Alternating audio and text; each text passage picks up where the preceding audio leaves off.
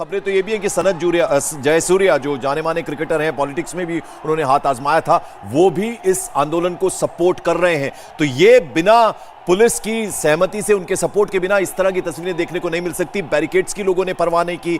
ये आप देखिए, सड़कों पर हर तरफ लोग ही लोग नजर आ रहे हैं। पहले उन्होंने आकर बाहर एक तरह से अपनी शक्ति प्रदर्शन सा दिखाया। बाहर बड़ी संख्या में लोग, हर तरफ सरीसर नजर आ रहे थे लोगों के। ये आप देखिए राष्ट्रपति भवन के बाहर की तस्वीरें। हमारे साथ जो मेहमान है वो बेहतर इस बारे में बता सकते हैं। दीपक साहब, अभी आप बता रहे थे कि ऐसे हालात बनते हुए आपने पहले भी देखे हैं और देशों के अंदर, लेकिन कहां है यहाँ, कहां है सेना जिसको सड़कों पर उतार दिया गया था कुछ हफ्ते पहले? कहां है पुलिस? क्या इन लोगों को रोका जाना बिल्कुल नामुमकिन था?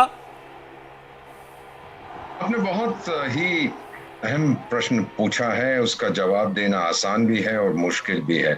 आखिर कौन है ये सेना के लोग? ये मैंने बहुत देशों में देखा है। जब सेना ही शामिल हो जाती है प्रदर्शनकारियों के साथ, तो फिर उसके राष्ट्रपति को कौन बचाएगा? सर, आप मुझे 1 मिनट और दीजिएगा। आपको याद होगा कि वसंत आया था अरब देशों में 2011 के आसपास, याद है आपको सर? जी सर। एंटी गवर्नमेंट प्रोटेस्ट, अरब स्प्रिंग कहते हैं, आर्म्ड रिबेलियन बहुत सारे देशों में फैल गया था। टूनिसिया के बाद गया, Libya, Egypt, Yemen, Syria, Bahrain, और मोहम्मद गद्दाफी साहब चले गए, अबिदीन साहब चले गए, मोहम्मद सालेह चले गए, बहुत से लोग, फिर मोरक्को, इराक, अल्जीरिया, बहुत जगह ये हुआ। और वो लोग क्या कह रहे थे सर, डेमोन्स्ट्रेटर्स? में अरबिक में आपको बताता हूँ, अश्शाब यूरिद इसका निज़ाम, इसका मतलब लोग चाहते हैं कि तुम चले जाओ।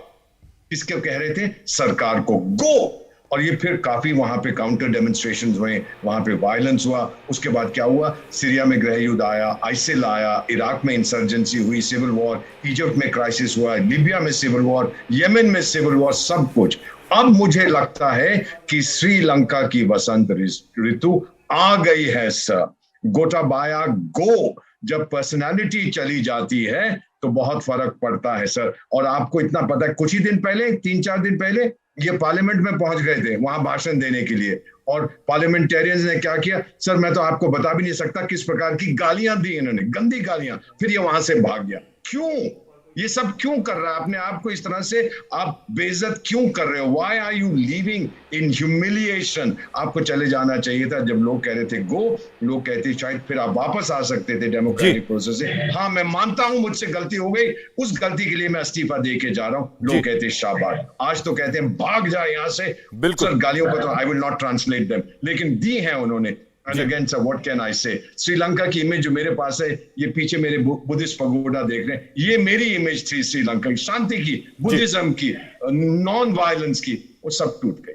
गोयल सर, जो तस्वीरें हम देख रहे हैं उसके दो पहलू हैं। एक तो जो तस्वीरें हम देख रहे हैं उसमें हम देख रहे हैं कि अंदर किचन के अंदर खाना उड़ाते लोग नजर आ रहे हैं, स्विमिंग पूल पे नहाते नजर लोग आ रहे हैं, बेडरूम में लेटे, ऐसे शायद इस तरह की तस्वीरें उन्होंने नहीं देखी होंगी जो आज वो अंदर लुत्फ उठा रहे हैं। लेकिन इसको लुत्फ उठाना नहीं कहेंगे। लोगों को मौत तक का डर नहीं है। कर्फ्यू को धत्ता बता दिया उन्होंने और बेपरवाह होकर पूरी तरह से राष्ट्रपति भवन के अंदर दाखिल हो गए लोग। गोयल साहब जी, जैसा मैंने पहले कहा, जो हो रहा सर, गोयल साहब माफी चाहता हूं, आपको रोक रहा हूं। एक खबर आपको बता दूं, उस पर आप रिएक्ट कीजिएगा।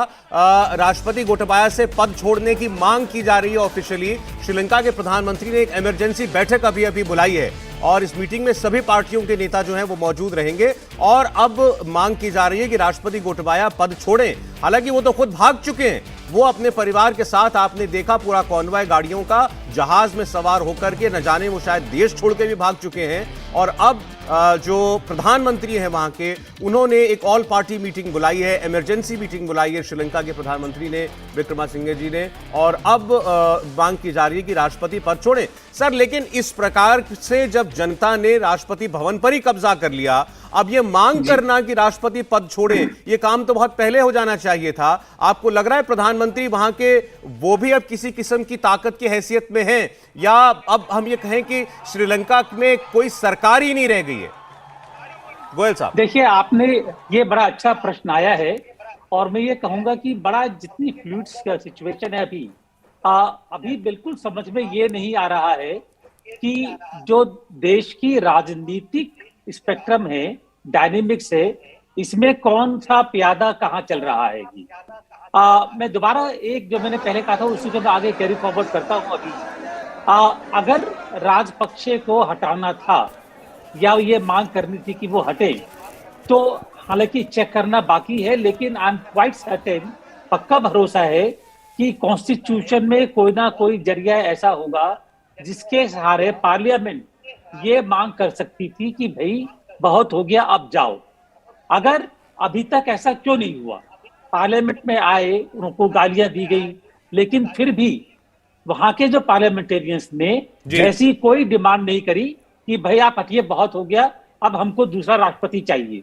एक बात तो ये है। दूसरी बात ये है कि अगर सेना या पुलिस अगर उनको कंट्रोल नहीं करी जो राष्ट्रपति भवन में है, इसका मतलब या तो वो उनके साथ मिल गए हैं। अगर साथ में मिल गए हैं, एक तरह से ये रिबेलियन हो गया है, ये विद्रोह की स्थिति श्रीलंका में है। अगर साथ में नहीं है, इसका मतलब कि उनमें इतनी हैसियत नहीं रही अब कि जो ये जो आंदोलनकारी हैं, इनको कंट्रोल में किया जाए। तो दोनों ही स्थिति में समस्या आ गई है कि जो भी दूसरा पहलू है, जो भी दूसरी साइड है, उसके हाथ में इतनी ताकत आ गई है अब कि वो राष्ट्रपति भवन के ऊपर कब्जा कर ले। और जैसा आपने कहा कि अगर राष्ट्रपति भवन छोड़ के भाग गए हैं, देश छोड़ के भाग गए हैं, तो मांग का सवाल कहां पैदा होता है? वो तो है ही नहीं अब। तो ये सर जो मेरे सवाल का दूसरा पहलू था, मैं बोरा साहब के पास ले जाना चाहता हूं।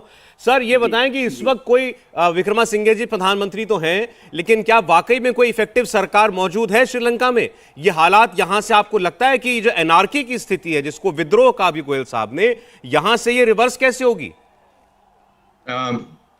एम्बेसडर सुरेश ने पूछा था about the Sri Lankan constitution sir. उनके कॉन्स्टिट्यूशन के अंतर्गत अगर राष्ट्रपति की जो पोजीशन है वो खाली हो जाती है उनका टर्म ऑफ ऑफिस खत्म होने से पहले, तो पार्लियामेंट अपने एक सदस्य को अपॉइंट करेगा, इलेक्ट करेगा एज प्रेसिडेंट, जो क्वालिफाइड है, बाकी जो उनकी क्वालिफिकेशंस है to be the president.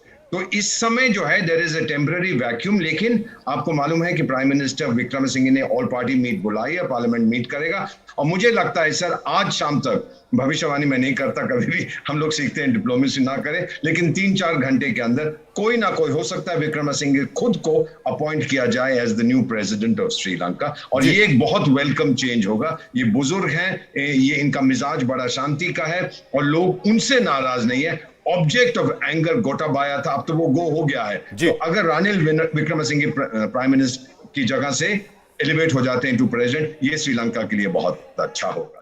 India TV हर वक्त हर जगह डाउनलोड करने के लिए सर्च करें India TV news Google play store या ऐप स्टोर पर।